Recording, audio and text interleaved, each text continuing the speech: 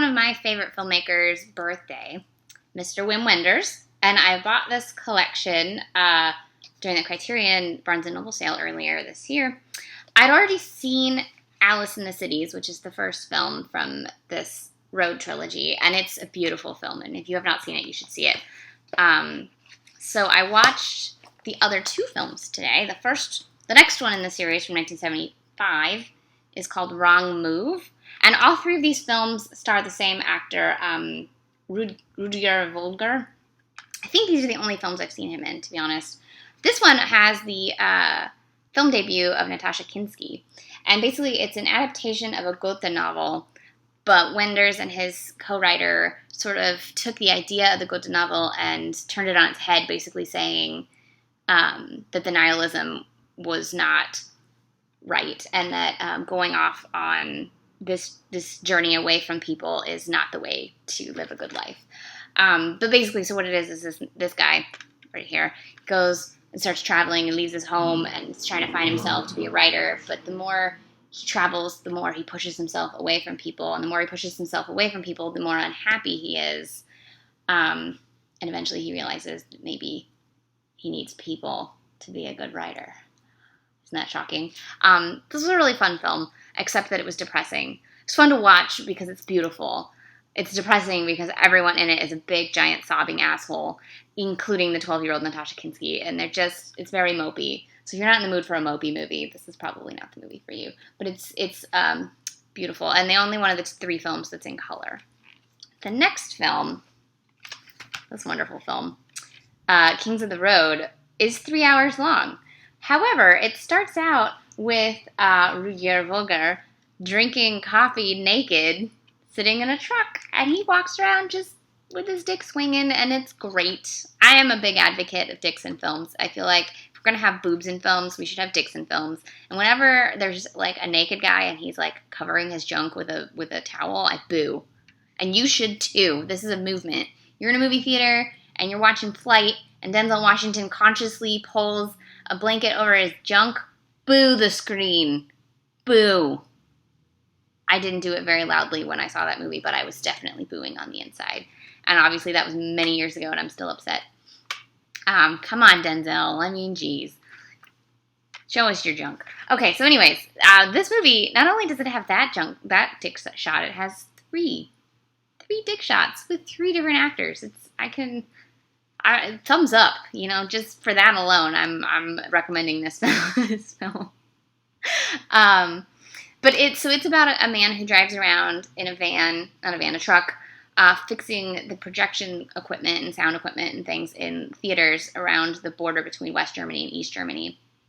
At the beginning of the film, he's drinking his coffee naked. He's just gotten dressed. He sees a man drive his car super fast into the water, and he's like, oh shit, what happened to this dude? But he doesn't actually go to help the guy, and the guy gets himself out, and he's like, ugh. And it turns out he's breaking up with his wife and having clearly not a good time of it. And so he kind of maybe was trying to kill himself. I don't know. So they go on a trip together while the guy's clothes dry, but they end up just hanging out together for the bulk of the film. And then there's like some sections where the suicidal guy goes and confronts his father, and you can see there's like layers of issues of how his father treated his mother and probably how he treated his wife. There's a great scene with a projectionist masturbating in a porno theater, always good, and just sort of thoughts about film, about theaters, where film in Germany at the time was heading, how it changed from older German cinema, and where it's heading now. And this is one of the early films that breaks out into really new German cinema, which Wim Wenders and like Fassbinder were really the main dudes of like West German anyways. Or was Fassbinder East German? I can't remember. Point being, there's a big difference between the old guard of German theater or film and the new guard, and this has some commentary on that. I read a book many years ago called The Logic of Images that Wim Wenders and his writing about some of his films that he made during this time, and there's a good chapter about this film and how they had written like this whole this is what we were going to do. And then they gave it to, I think it was this film. It was one of these two films. And they gave it to the financiers, and they were like, okay, great. And then they got the money, and then they were like, fuck it, and they threw everything out. And I think it's this film, because this film's mostly ad-libbed. They threw everything out, and they just every day came up with something and sort of made a film from that. And just Wim Wenders just is such a badass. He also has an amazing taste in music, and this film in particular does a lot with American rock and roll and what it meant for him and what it means for these characters on the road. These are beautiful films. There's a bunch of special features on both this and that other one, but I don't have time to watch them today because I am going to dinner, and then I'm going to go see John Waters' Multiple Maniacs, which I have heard many things about, and I'm really excited to see. It's going to be a very strange day of dicks, I'm pretty sure. Multiple Maniacs is going to have some dicks, too. So this has short films? This has short films. I'm going to have to watch the short films later. Anyways, this set...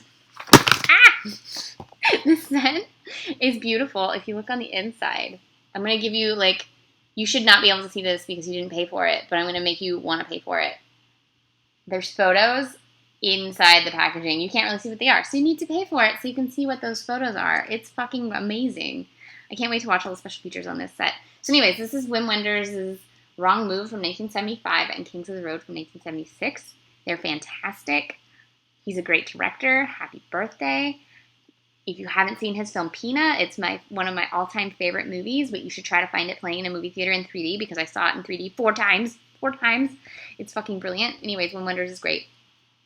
You should watch these movies.